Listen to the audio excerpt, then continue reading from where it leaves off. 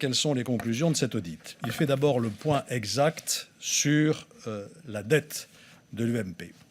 Cette dette est passée de 79,1 millions d'euros à 74 millions d'euros aujourd'hui, après un remboursement qui est intervenu au cours du premier trimestre. La deuxième question qui nous préoccupait était de savoir si l'UMP avait les moyens de continuer à fonctionner au cours des prochains exercices.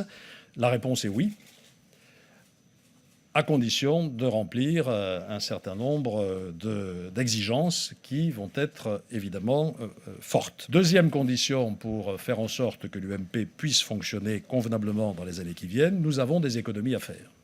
Et nous allons avoir à réduire la toile sur 2 points essentiels, de façon à ajuster nos dépenses à nos recettes. Le premier point, ce sont ce qu'on appelle les dépenses d'animation politique, c'est-à-dire les événements que nous organisons année après année. La troisième condition, c'est également de maîtriser nos dépenses de fonctionnement. Et l'hypothèse retenue est une baisse de 20% par rapport au niveau atteint en 2013. Il y en a assez de ces allégations, de ces accusations, de ces fuites permanentes. Vraiment, j'ai senti dans ce bureau politique une exaspération face à ce genre de comportement. Vous avez défendu votre gestion et votre plan.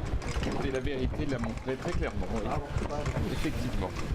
Ça nous sort de toutes ces absurdités qui ont pu être dites jusqu'à présent.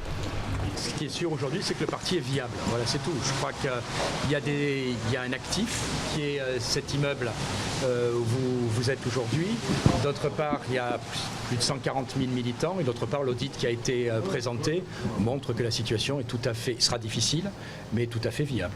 Monsieur Chapelle, s'il vous plaît, s'il vous plaît. Bonne soirée.